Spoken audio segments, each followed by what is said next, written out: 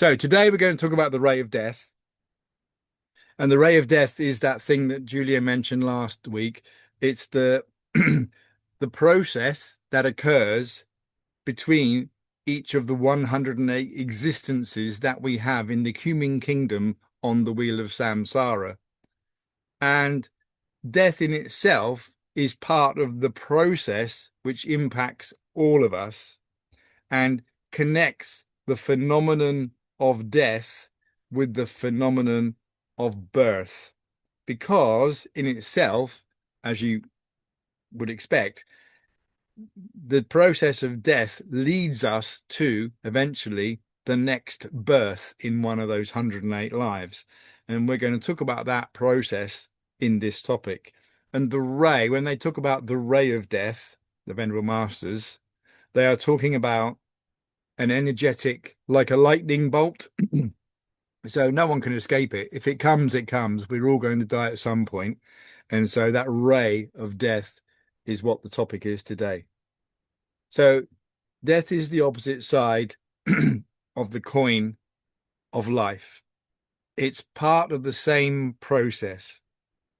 And when we die, our soul, or better said, our psychology, is permanently disconnected from our three-dimensional physical body.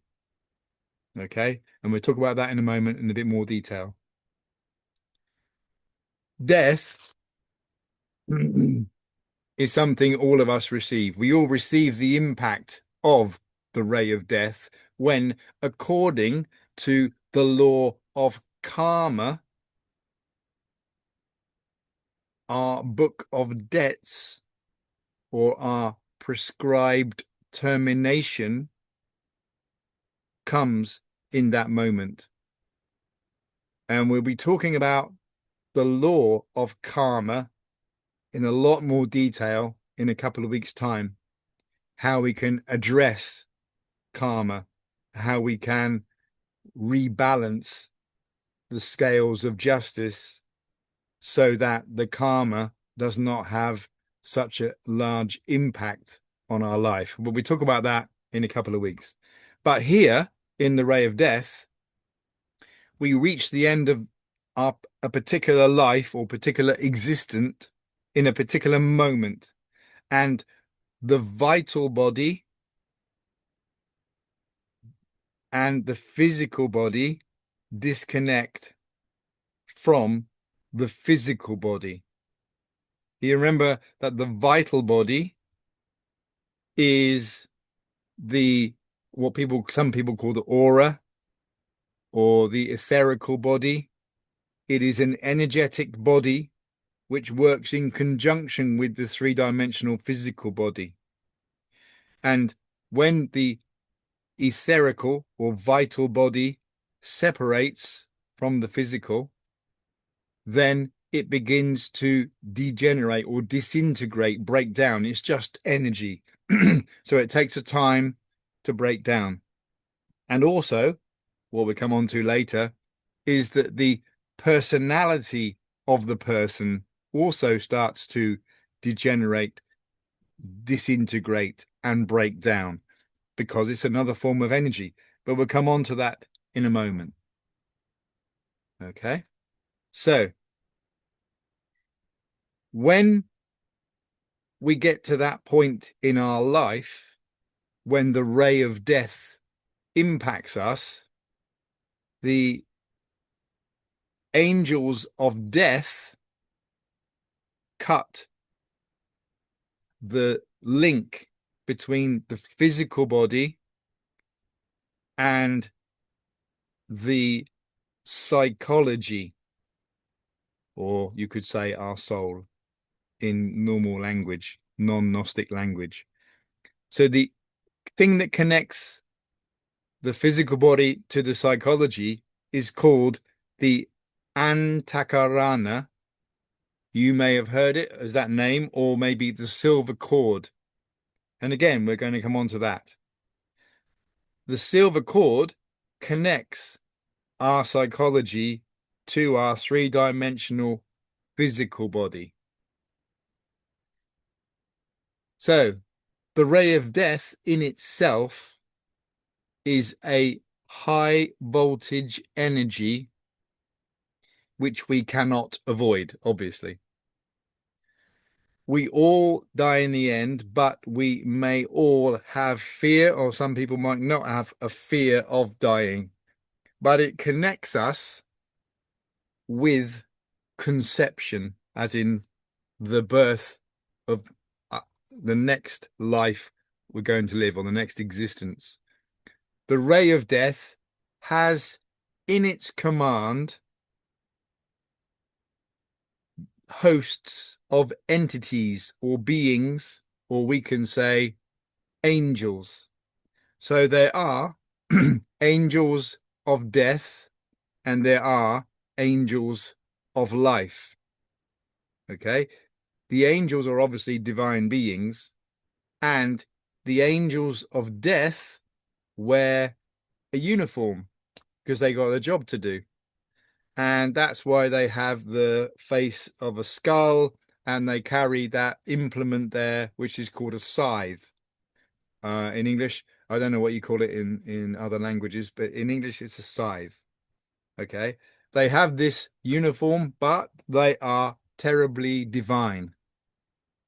So the ray of death is an energy which results in a process, which is what we're going to talk about in a moment. If you think about, when they make perfume like rose perfume, for example, they take, for example, I think it's 16 tons of flower petals, okay, which goes into a process to make one drop of perfume. And this is a similar thing. You can say that the ray of death reduces the man or the woman into the molecule, down into the pure essence of who that person is or was before they begin a new life, a new existence. All right. So, if you remember last week, we talked about the dimensions and we were saying that the dimensions are in the same place and space here and now. They interpenetrate, but they never mix. Because if they did mix, length, breadth, width, time, then we'd all be blobs because there would be no structure of anything. We need the dimensions all at the same time and to interpenetrate, but never to get mixed up.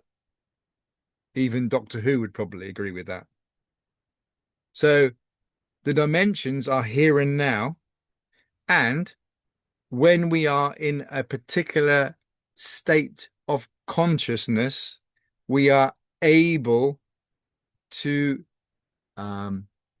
comprehend, to feel, and be at one with the superior dimensions. For example, in astral projection, we'll be in the fifth dimension. In meditation, we'll be in the sixth dimension. If we are working directly with our inner being, our inner father or inner mother, then we'll be related to something in the seventh dimension. Okay. But at the same time, we can also connect to any egoic manifestations in our psychology. You remember this from last week? We talked about the way in which generally we are connected to the infra dimensions, the domain of the egos, because if we relate to the ego of pride, we're going to be vibrating in accordance with that infra dimension of the pride ego. Similarly, if we vibrate with, say, for example, anger, then we'll be vibrating in accordance with the infra dimension related to that particular egoic level. So you can see that when it's at the lowest point, there's an awful lot of laws. It's really hard to do anything, which is why it's a big suffering to be in those infra dimensions. Conversely, when we are with our inner father or inner mother, with our inner being, you can see at the top, there's just one law, which is love. Okay, so when, therefore, and I'm just gonna, I don't know if, can you see what I can see? Can you all see me? You can. Can you see each other? Yeah, we can see you and see each other. Okay, if I move you over here then. So can you see the picture behind now? When we go to sleep, this person is snoring, obviously. Um, you can see that the psychology of the person is not within the three-dimensional physical body. Happens to all of us when we go to sleep, okay? Because we, in those moments, are just trying to move it across. There we go. We are in the astral world, the fifth dimension, and you can see that the psychology with the free essence and the trapped essence and the egos are, as a psychology, connected to the person with this thing called the antakarana, or the silver cord. The silver cord connects our psychology to our three-dimensional physical body and is the thread of life, we can say. It's infinitely stretchy because if we have a dream that we're in, I don't know, another country, the other side of the world, or even another planet or another place, then we still wake up in the morning in the same physical body because that cord, that connection between our psychology, which is having the dream or the astral experience, comes back to the same physical body. But when we die, that silver cord is cut, and it is cut by the angels of death. They separate the psychology from the three-dimensional physical body. And also, as mentioned earlier, from the vital body and the personality. So the psychology in itself is separated from all those things and is, as you can see, in the fifth dimension, the astral dimension. So what we're going to talk about tonight as a process is happening in the astral dimension. If we are awakened with our free essence, our soul awakened, then we will be aware of the processes that take place in the astral dimension. But normally, for most people, they are not aware that they are in the fifth dimension. They may be kind of aware that they're dead to begin with, but maybe they won't. So let's just go and move everybody again. So the next slide. Okay, so the ray of death. So imagine this person dies. Okay, I'm just going to move you over there. Okay, so as you've already said, three things die: the physical body, which becomes the corpse, the vital body, which is the green dash lines you can see, and the personality. So when we die, the personality dies or disintegrates very slowly because it's a form of energy based on the strength or action of the egos that have been driving it. So, for example, someone famous that we all know, pick someone famous, I don't know, Napoleon. So, Napoleon, maybe his personality took a long time to break down because, as a very important VIP general of an army and boss of France, he had a big personality fed by a lot of egos. And it took centuries for that uh, personality to disintegrate. The vital body disintegrates above the grave at the same rate as the physical body disintegrates. So that linkage between the physical body and the vital body is the same after death. In other words, they run together, and then as one disintegrates, so does the other. The uh, vital body and the personality all die with the physical body. And the free essence or soul within the psychology is not liberated, but it's moved away from the physical body, because the angels of death cut the silver cord at the last breath of the person. I'm trying to get to the point where there we are. At the last breath, the vital body, the personality, begin to start to disintegrate. And as you can see in the top left, a thing called our electro-psychic design, or our template, is also released. And I'm going to talk about what that is in a moment. So the personality, the thing which takes a long time in the example of Napoleon, okay, can be aroused by visitors, and in itself, as a mechanical energy, is the thing which people perceive as ghosts. So the personality is the ghosty things we may see in haunted houses and whatever, castles and all that stuff. Okay? It's mechanical energy. So we can say scientifically that death in itself is a subtraction of fractions.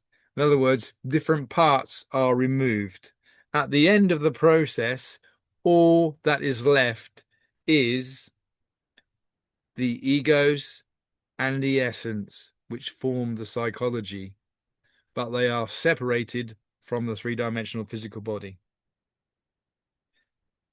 We know from the Wheel of Samsara talk last week that the ego and the essence return. That's between the lives of the 108 lives. But in the long run, the essence is immortal, eternal, because if you remember, eventually it goes back to the absolute. But we know that the ego will eventually be destroyed on the involution side of the Wheel of Samsara. Excuse me. Okay. And it will become cosmic dust in the abyss. What's the abyss? The abyss is another name for the infradimensions. So to be clear, the psychology is not just a kind of mental mind thing. It is what most people call the soul of the person. But technically, as students of Gnosis, we know that the essence is the actual soul, the free essence in particular. That's the soul of the person. But when someone dies, we say, oh, their soul's gone to heaven. Well, their psychology has gone to the fifth dimension, more or less the same. But the only thing which is free in that moment is or you could say something which is, in inverted commas, liberated in that moment, is the 3% or very small amount of free essence that the person has when they die. Okay? All right. So we're going to carry on with this. Looking to the left again. This thing called the electropsychic design, or our template. When the person exhales their last breath, they project an electropsychic design. It's like a mold or a template of his or her general personality, you could say, the shape or the outline of his or her psychology and three-dimensional physical body. Okay. This is why we have family traits. For example, a boy might be born, and after a few years, everybody says, "Oh, he's got his grandfather's eyes, or he looks just like his auntie, or just like his great grandmother." Um, it's because the template is coming back through the process, and that person is filling that electro-psychic design within the family, within the traits inherited in previous or from previous generations. And the template which we're talking about continues in the supra dimensions. So you remember we mentioned that the infra dimensions is where the egos live, Dante's Inferno, etc. But the supra dimensions are the astral, the mental, the causal worlds, etc. Okay, so that's where the electro psychic design kind of hangs around, and then later it is allocated to a fertilized egg. So we're talking now about the conception of that new existence by the mother and the father. Okay. At that moment, the uh, electro psychic design or template or mold or whatever we want to call it is allocated to that fertilized egg. And it's more or less going to be the same in each life, each existence, subject to the law of karma. And again, we'll talk about karma precisely in a couple of weeks' time. So the uh, essence and the egos and the personality of that person when they are born develop within that mold, that template, that blueprint, you could say, of that person from the previous existence that they have. But as we've said, the contents of what what is going to fill that personality, that three-dimensional physical body, is the psychology, and that depends or is related to karma. So our template contains more than just aspects of the psychology. It also contains the traits of our family, genes, the way we look, but the karma is important. Okay. Before the essence and the egos are assigned, in other words, before the psychology is assigned to a new three-dimensional physical body, the essence goes through three retrospections or reviews of the life they have just had. And the first retrospection can or could occur before the person dies. If you think of persons who are older, or you think of someone who's ill, they often have many memories and stories about their early life, and they tell anybody about their situations, what they did, what they used to eat, where they used to go, what it was like on the park, what it was like in the garden, etc., etc. Many minute details of the early life they had is what they are reviewing in this first retrospection.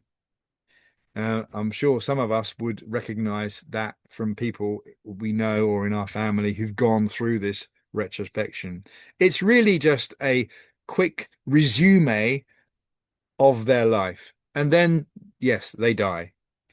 And the person who is dead becomes aware that they are dead after more or less 3.5 days of, in inverted commas, coma. So the psychology has been cut from the three-dimensional physical body, and it takes about 3.5 days for the person to come to terms with that, to understand that they are dead, and that free essence you can see in the picture is activated. Okay. It is conscious of the fact that it is dead. And then they begin more retrospections. We've already talked about the first one. They have the second retrospection, which is a slower review of their life and all the things they did. And then they commence a very slow view of their life, where all of the defects, all of the mistakes, all of the egos in their action are shown to the free essence. Okay. And that free essence is awakened. It is able to see and learn and receive a teaching in a conscious way about the mistakes it made. Oh, obviously the good things as well, but particularly in this case, the things that went wrong. Okay. And obviously, after many times through this cycle, the essence begins to learn a lot. So we have 108 of these. And so after the first, I don't know, 20, 30, 40, the essence is beginning to learn many things about the life it just led and when and how the egos manifested in their life so that they can then maybe adjust the way they live their life in the next life to get a different result rather than just going around this process. Okay, so that's the second and the third retrospections. Next comes a judgment. The psychology is judged. The law of return, which I've just clicked on there, you see the law of return is that process of returning 108 times. And again, next week we're going to talk about the law of return and we talk about the law of recurrence and reincarnation. The three things are slightly different and we're going to talk about them in more detail, but next week. All right. So let's look at these judgments. As you can see, we are taken, we as in the person who has died, the psychology who has died, okay, taken to a tribunal, okay, the tribunal of the divine justice, where the psychology is judged. And again, we'll talk about this in much more detail in 2 weeks' time when we talk about karma and dharma. Okay. The question we will be asked in that judgment is, what have you done? And they'll ask that question from a spiritual point of view, an esoteric point of view. What have you done? And depending on what we've done and what we tell them and what our Divine Mother explains to the judges in those moments, there are 4 possibilities on 3 paths, which will be the outcome depending on what we've done. So we're going to work through these. So the first one Case one is the top one is if the person is, pretty good. They might not have done any or not very much inner work. Maybe they were doing a kind of inner work, kind of three factors, kind of self-observation, etc. But they did not achieve full liberation of the consciousness. They did not eliminate all of the egos. They did not um, carry out the crystallization of the existential bodies within the solar bodies, that would be.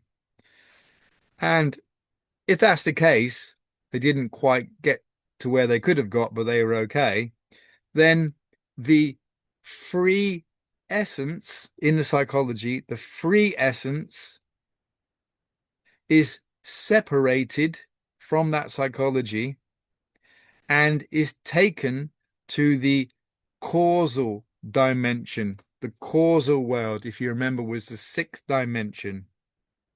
It's taken there to have a holiday, to get a bit of R&R, to feel what it's like to be in bliss, in total, permanent, for the duration, happiness.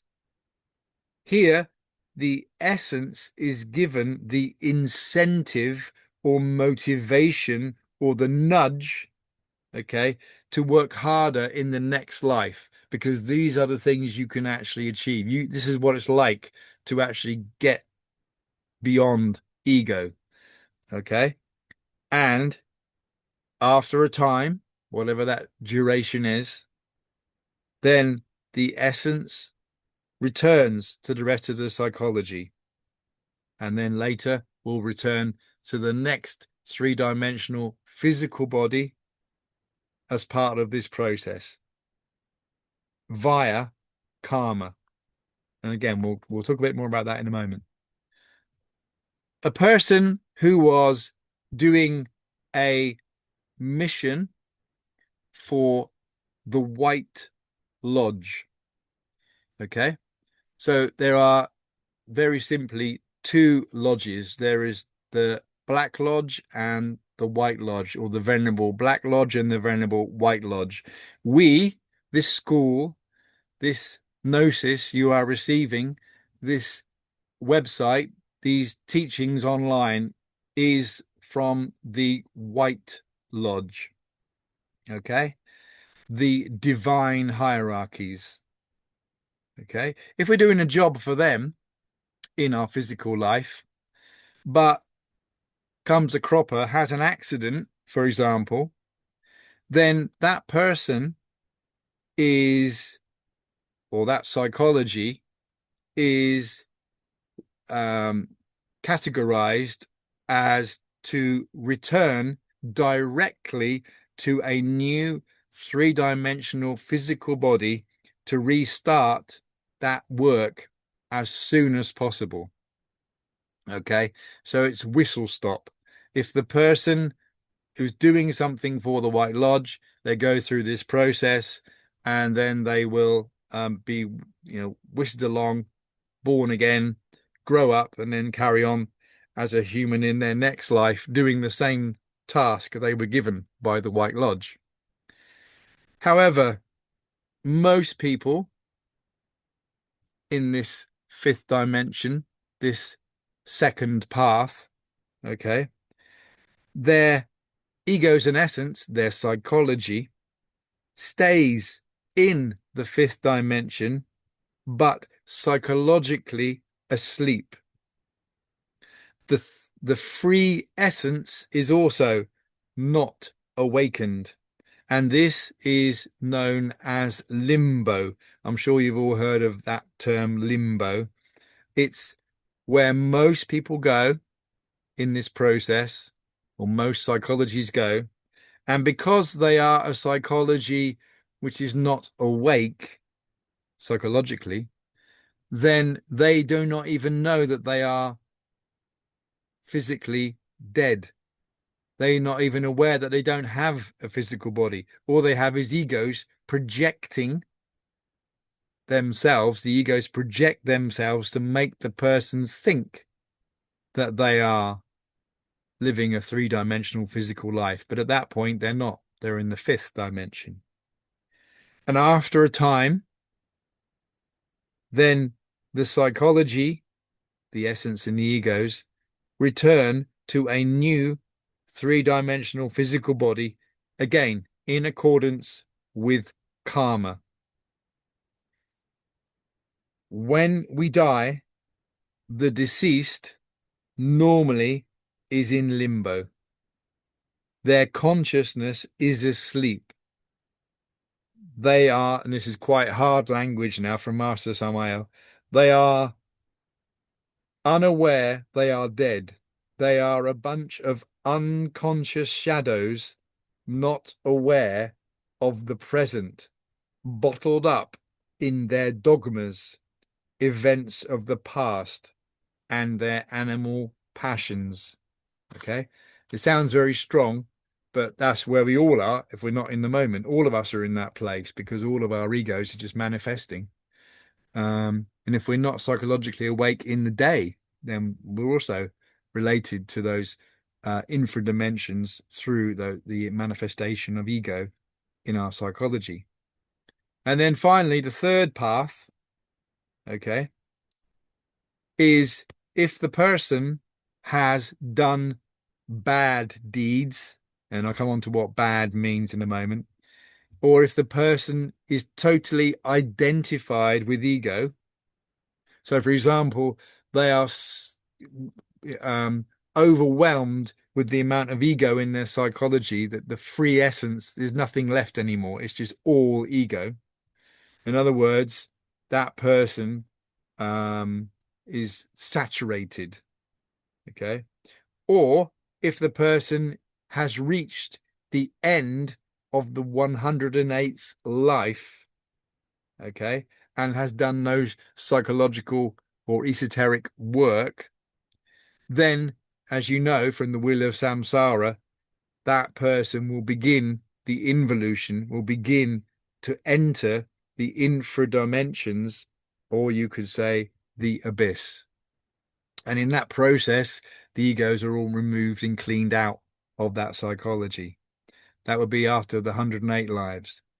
But if a person was bad, for example, a murderer, then that particular part of their psyche or psychology or all of their psyche will enter the uh, involutionary process, will enter the abyss.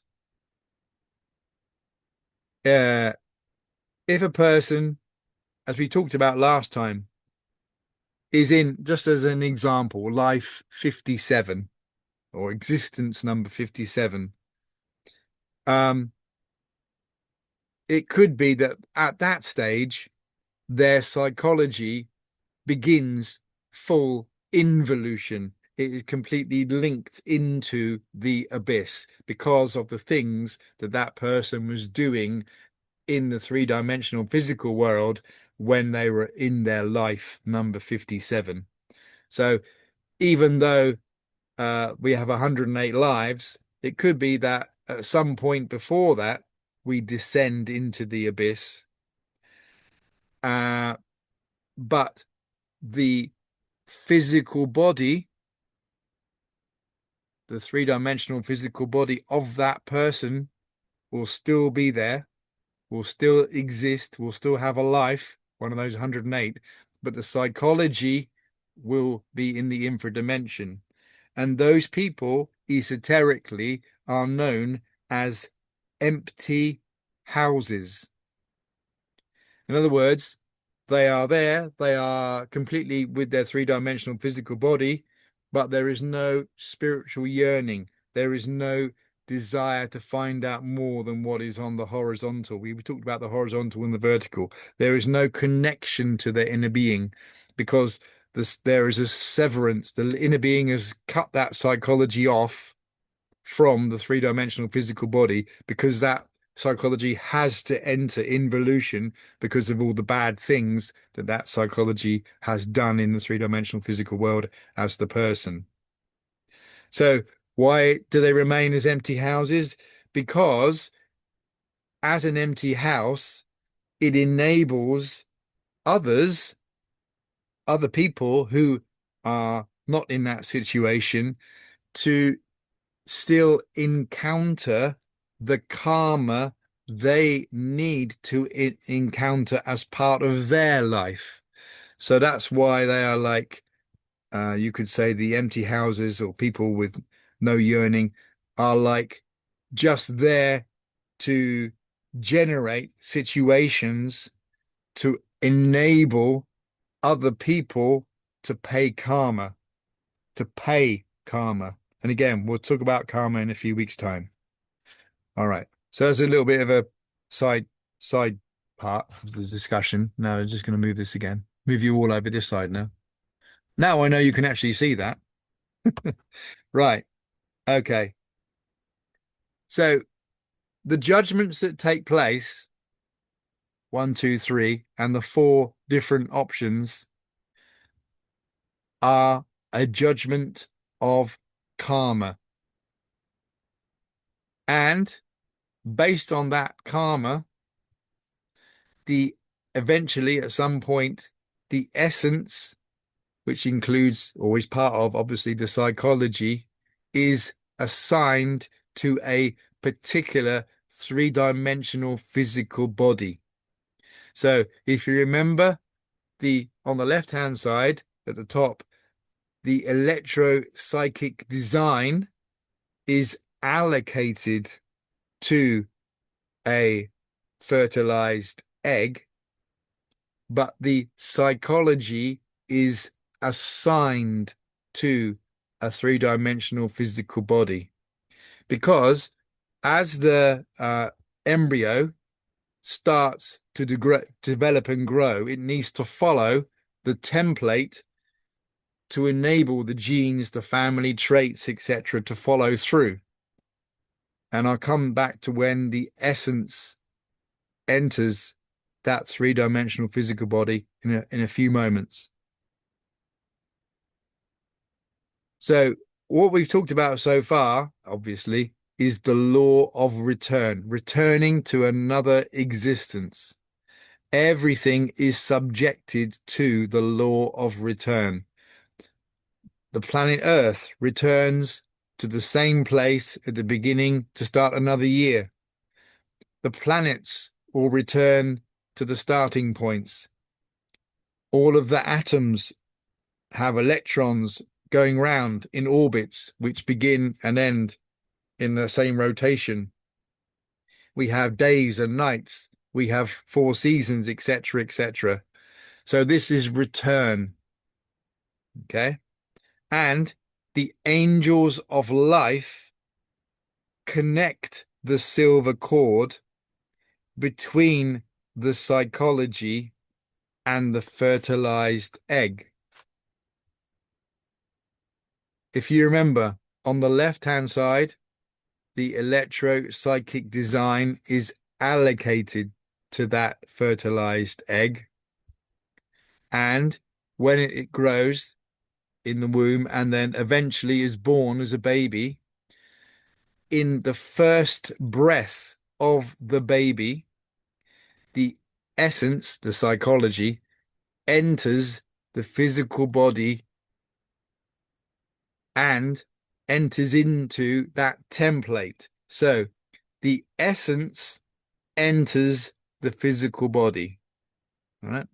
But the ego cannot enter the physical body of the baby until the baby is developed sufficiently, which we'll come back to later. But you remember from the second talk we did all those weeks ago, we talked about the way in which the baby has an innocence, has a divine kind of spark about them, is because what is radiating or exuding from that baby is the essence, consciousness, pure consciousness.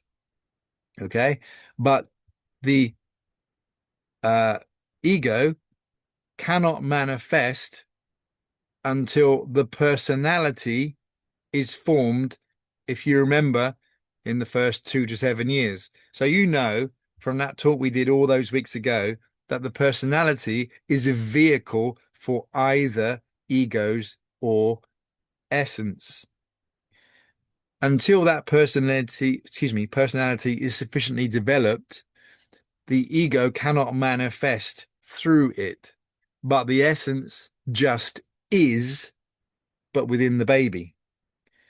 The In that intervening period, the egos manifest. You can see sometimes that babies, they kind of look around them. They're looking at things which we can't see. They're perceiving things we cannot see, and sometimes they're frightening, and sometimes they can't sleep, and etc. etc.